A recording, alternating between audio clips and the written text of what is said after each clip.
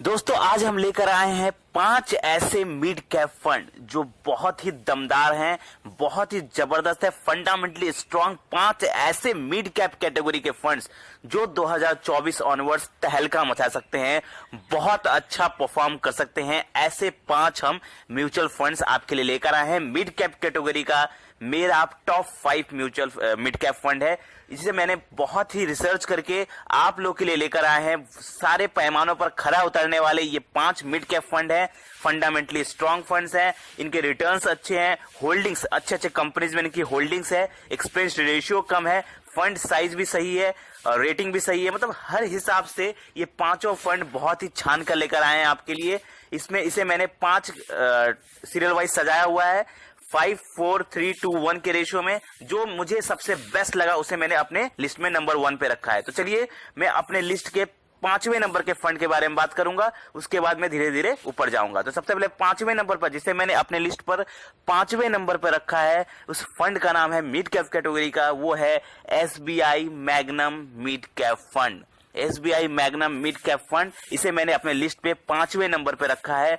SBI mid cap category का पुराना fund है। रिटर्न की अगर हम बात करें तो रिटर्न इसने तकरीबन, ओवरऑल रिटर्न की अगर हम बात करें तो इसने 20% का रिटर्न इसने दिया हुआ है।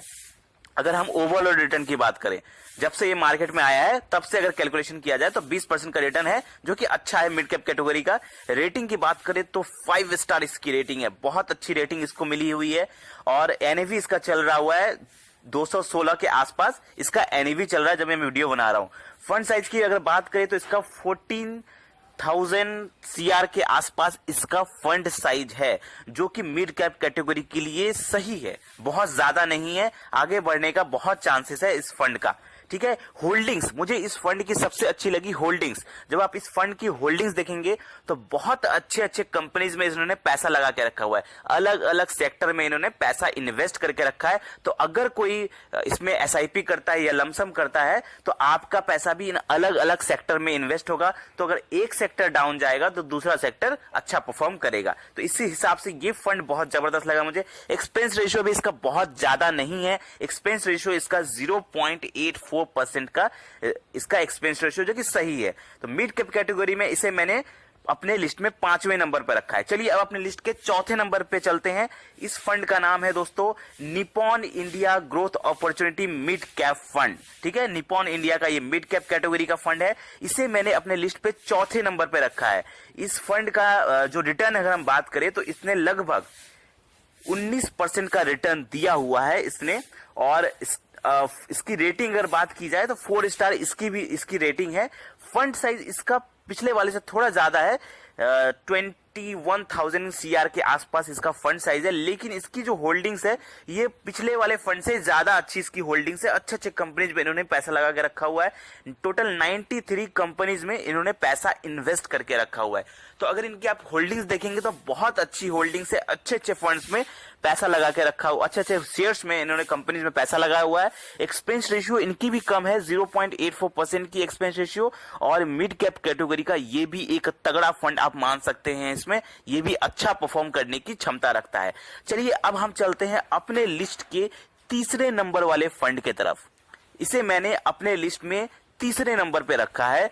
ये फंड जो है ये आप लोगों ने जरूर सुना होगा इसके बारे में, एचडीएफसी का mid cap fund, HDFC bank का मिड कैप कैटेगरी का फंड है ये। रिटर्न की अगर बात करें हम तो इसने अच्छा रिटर्न दिया हुआ है जब से ये मार्केट में आया है, कंसिस्टेंट रिटर्न दिया हुआ है इसने 21% से ज्यादा का रिटर्न दिया हुआ है मार्केट में, जब से ये आया हुआ है म्यूचुअल फंड के मार्केट में।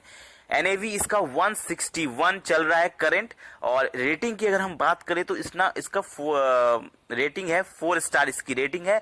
फंड साइज थोड़ा ज्यादा है, इसलिए थोड़ा सा प्रॉब्लम है इसका कि फंड साइज थोड़ा ज्यादा है, लेकिन मिड कैप कैटेगरी के हिसाब से ये सही है।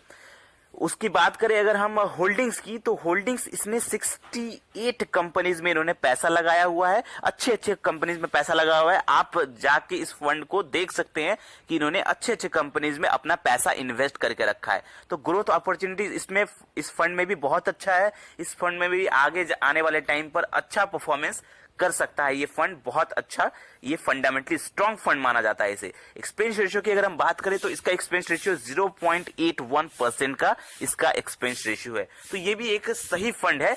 चलिए अब हम चलते हैं अपने लिस्ट के दूसरे नंबर वाले फंड पर। दूसरे नंबर वाला जो फंड है इससे भी ज्यादा सही मुझे लगेगा। पहले नंबर वाले जब फंड के बारे में देखेंगे तो वो बहुत जबरदस्त मुझे लगा है, तो पहले मैं दूसरे नंबर के चलता हूं जो जिसे मैंने अपने लिस्ट पे दूसरे नंबर पे रखा है। उस फंड का नाम है Mirae Asset mid cap fund. इसे मैंने अपने लिस्ट पर दूसरे नंबर पर रखा है। क्यों रखा है इसके बारे में बताऊंगा मैं। पहले मैं आपको बात करता हूं इसका रिटर्न कितना है। इसका रिटर्न जब आप देखेंगे तो इसने कंसिस्टेंट बहुत अच्छा रिटर्न दिया हुआ है। कंसिस्टेंट इसने 29% का रिटर्न दिया हुआ है। बहुत तगड़ा मुझे ये फंड लगा। एनएवी अगर आप इसके देखेंगे बहुत कम एनएवी चल रही है इसकी, तो आने वाले टाइम पर बहुत अच्छा परफॉर्मेंस कर सकता है। ये 31 रुपीज इसकी एनएवी चल रही है करंट। जब मैं ये वीडियो बना रहा हूं तब इसकी एनएवी 31 के आसपास चल रही है। बहुत अच्छा मुझे ये फंड लगा। 4 स्टार इसकी रेटिंग है। फंड साइज आप देखिए, आप फंड साइज आप कितना है, सिर्फ 12,000 CR के आसपास इसका फंड साइज है। तो इससे साबित क्या होता है कि मिड कैप कैटेगरी का ये फंड साइज सही है, फंडामेंटली स्ट्रांग है। होल्डिंग्स की अगर बात करें तो 68 कंपनीज में इनकी होल्डिंग्स है और अच्छे अच्छे कंपनीज, कोई भी सारे कंपनी जब आप देखेंगे ना इतने अच्छे अच्छे कंपनीज है ये। बहुत अच्छे कंपनी में सोच समझ के पैसा लगाया हुआ है इसमें, बहुत अच्छे से मैनेज किया हुआ है इसे। एक्सपेंस रेशियो की बात करें तो बहुत कम है, 0.57% का इसका एक्सपेंस रेशियो है। आने वाले टाइम पर बहुत अच्छा फंड ये आपको पैसा बना के दे सकता है। ये Mirae Asset mid cap fund, mid cap category का मुझे लगता है ये बहुत तगड़ा फंड है। Mirae Asset mid cap fund बहुत तगड़ा है। ये से आपको अपने पोर्टफोलियो में जरूर रखना चाहिए इस Mirae Asset mid cap fund को, जिसे मैंने दूसरे नंबर पर रखा है। चलिए अब दिल थाम के देखते हैं कि हमने किसको अपने लिस्ट पर नंबर 1 पे रखा है। जो नंबर 1 जो फंड है मिड कैप कैटेगरी का, यकीनन आपको जरूर पसंद आएगा क्योंकि ये फंड ही इतना जबरदस्त है। ये फंड बहुत जबरदस्त है। चलिए इसके बारे में बात करते हैं। इस फंड का नाम है Motilal Oswal mid cap fund. अब ये Motilal Oswal mid cap fund, इसे मैंने अपने लिस्ट पे नंबर 1 पे क्यों रखा है, इसका पीछे कारण आप जानते हैं। चलिए हम बताते हैं आपको। सबसे पहले हम आपको बताते हैं इसका रिटर्न कितना है। रिटर्न की अगर हम बात करें तो रिटर्न 23% का इसने रिटर्न दिया हुआ है। ओवरऑल रिटर्न की मैं बात कर रहा हूं, 23% का इसने रिटर्न दिया हुआ है। एनएवी इसकी 80 रुपए के आसपास है जब मैं वीडियो बना रहा हूं। एनएवी 80 रुपए के आसपास। 5 स्टार इसकी रेटिंग है। रेटिंग बात करें 5 स्टार, मिड कैप कैटेगरी का जबरदस्त फंड है। अब देखिए ये क्यों बेटर है, क्यों बेस्ट है। इसे मैंने नंबर 1 पे क्यों रखा है, इसके पीछे 2 कारण है। पहला तो इसका फंड साइज, दूसरा इसका होल्डिंग्स। जब आप इसकी फंड साइज देखेंगे ना, आप देखेंगे इसका फंड साइज सिर्फ 6000 CR के आसपास इसका फंड साइज है। सिर्फ 6000 CR के आसपास इसका फंड साइज है। मिड कैप कैटेगरी में इतना कम फंड साइज शायद ही किसी फंड का होता है। अगर इसका फंड साइज इतना कम है, जब इसमें पैसा जब लोग इन्वेस्ट करना चालू करेंगे तो सोचिए ये फंड साइज यहां से कितना ज्यादा जा सकता है। बहुत अच्छा परफॉर्मेंस देगा ये। आजकल तो स्मॉल कैप कैटेगरी का फंड साइज आपका 40-45 के आसपास पहुंच जाता है।